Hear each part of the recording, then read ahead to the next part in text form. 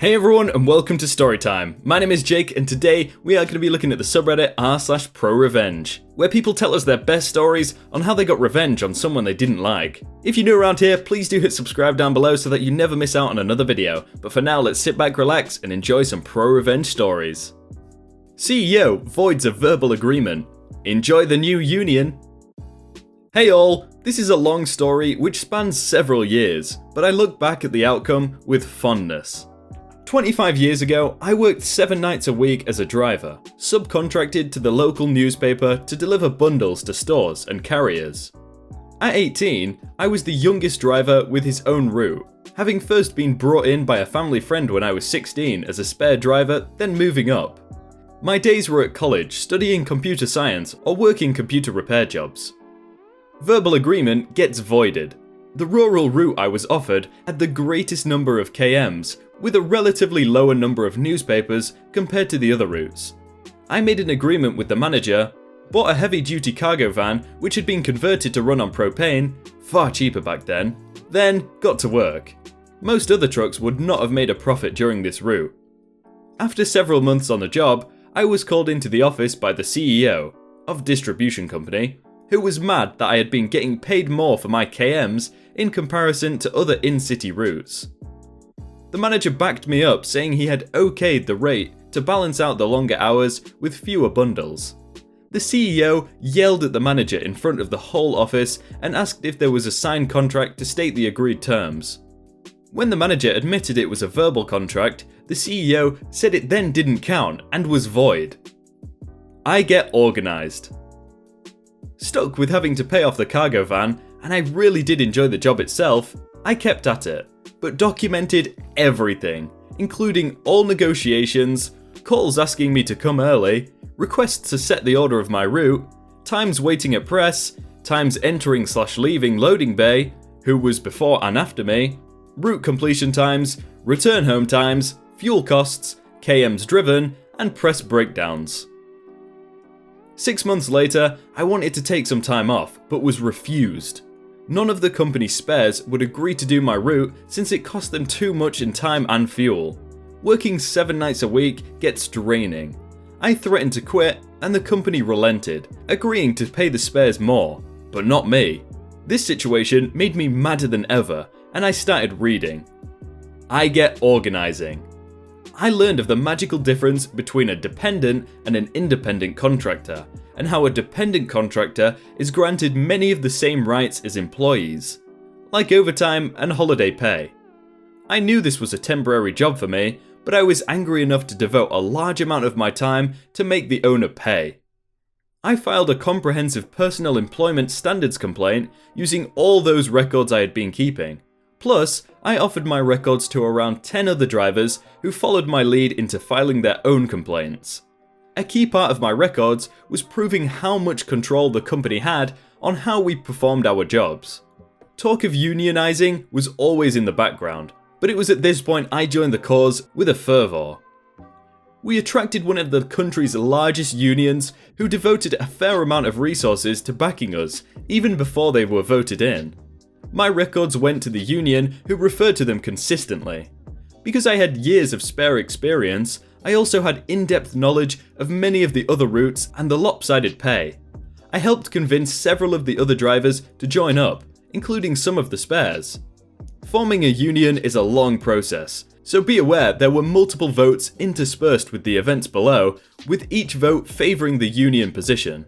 There were also several other enthusiastic organisers who were tired of how things were. The company fights back. The company played hardball and went after us on multiple fronts.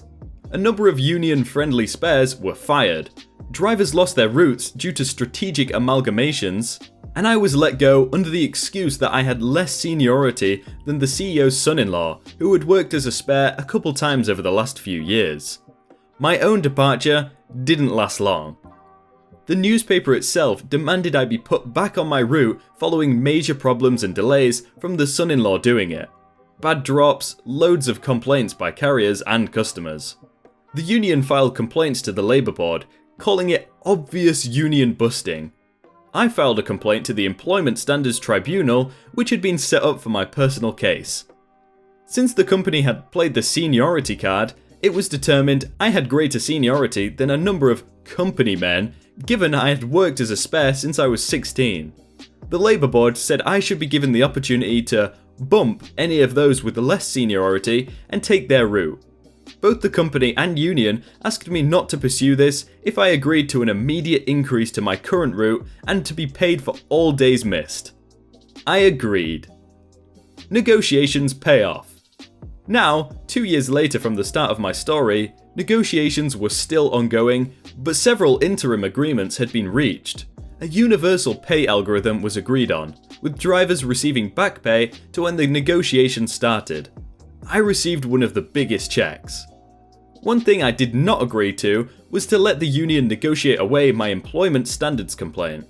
I was the lone holdout here, so as such, I had equal standing in some Labour Board tribunals with CEO and union negotiators. I will always relish the disdain the CEO had for me at those meetings, to the point of placing his briefcase on the negotiating table to block my view of him. And me reclining back ever so slowly in those nice comfy chairs to grin at him while offering water. The Employment Standard Tribunal determined I was a dependent contractor. They awarded me everything I had asked for and more, including penalties and interest. They made a point to mention how egregiously the company had behaved after the complaint had first been submitted. The dependent contractor determination greatly strengthened the union's position for future negotiations. I move on to my career and stake. I quit shortly afterwards, since I had finished with college and was full into the tech world. It did take a couple more years for the company to finally agree to pay the full amount awarded. The CEO delayed it as long as he could. Every few months, I refused lowball settlement offers. That final check with his personal signature paid off my student loans and a steak dinner. Watch which direction you drive down the road. Well, I'm not sure if this goes in pro-revenge or not, but I'm putting it here. Me, CA is cheating douchebag, FF is female friend, was and still close friend. Well, some years ago, when I was still single, I'm married now to a great man and I am gay as well. I met cheating douchebag at the bar. He was a big sweet teddy bear of a guy and we hit it off. Now, since I was between jobs, we spent a lot of time together. Well, after a month or so, I got a job at a call center. I have lots of stories about that place, but that is for another time. Now, this is where things get interesting. Well, at the time, I was still new in training, and I met my female friend, and we hit it off and became close friends. We worked slightly different shifts. I worked Monday through Friday and off weekends, and my female friend worked the weekends but worked 3 days a week. During the days, we would go to a local coffee shop and talk after work. I was well known at this coffee shop because I also went there with cheating douchebag on the weekends. This went on for months. One weekend, cheating douchebag got me a really nice watch for a gift. He even had it engraved on the back with our names. In return, I got him a gold bracelet, which he told me he couldn't put on because he was allergic. I had heard about that, so I wasn't hurt. When female friend and I got together at work, she saw the watch and really liked it. I told her I had a great weekend with my boyfriend and was still riding high. I told her I will tell her more about it after work. After work, we got to the coffee shop, and I told her all about my wonderful weekend with CA. After I told her all about my weekend, which she listened to intently, I think she was making a list of things to do with her husband. After telling her about my great weekend, she started to talk about the great gift her husband gave her, but didn't want to wear it at work, but she had it with her. Well, she pulled out a bracelet that looked exactly like what I had gotten CA. This took me back to some degree, but the store probably had lots of them. It was from a large retailer.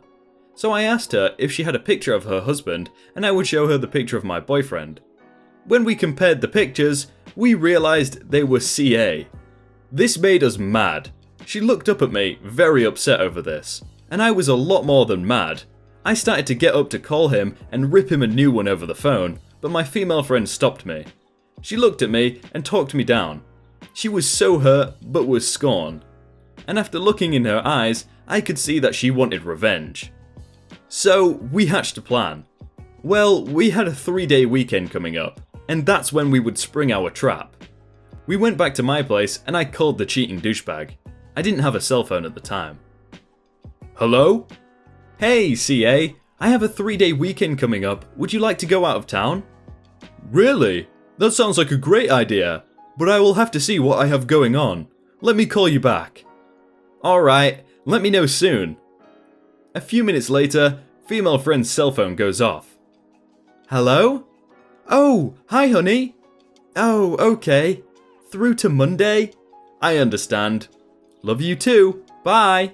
Female friend then told me that cheating douchebag was going out of town and would have to stay the weekend in a different city and would not be home all weekend. Cheating douchebag soon called me and told me we would be staying the weekend and finalised the plans. Well, the weekend rolls around. CA picks me up at my place. We drive to a nice hotel with a nice restaurant. Well, we got checked in and CA said he wanted a shower before we had dinner. So while he was in the shower, I called female friend and told her where we were at, and she said she would be there soon. I told her we would be at dinner and to just go into the restaurant. Now this is where the hammer drops.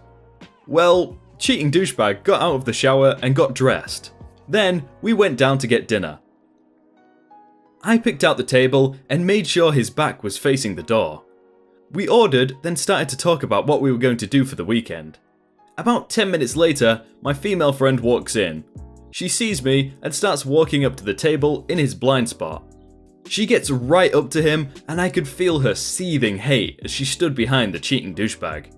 CA is so distracted about the plans we have for the weekend, he doesn't even have a clue she is there until she speaks up.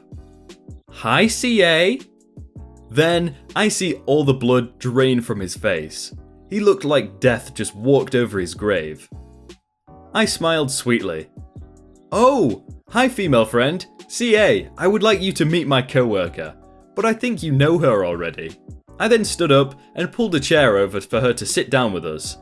The cheating douchebag looked like he was going to pass out as female friend sat down with us at the table.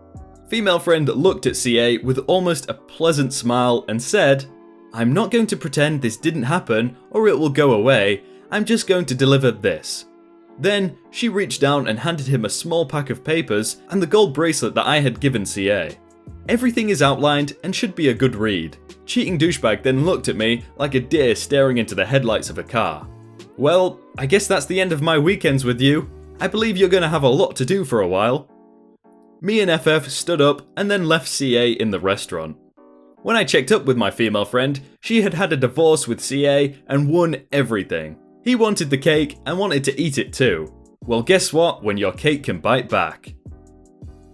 Not gonna lie guys, I have a hard time believing that story. Like, it might be real, but you know, if they're really good friends and have been for a couple of months, and they don't even know what their friend's partner looks like come on. Or the guy doesn't even know where both of their partners work at. I don't know, it's just a bit unbelievable.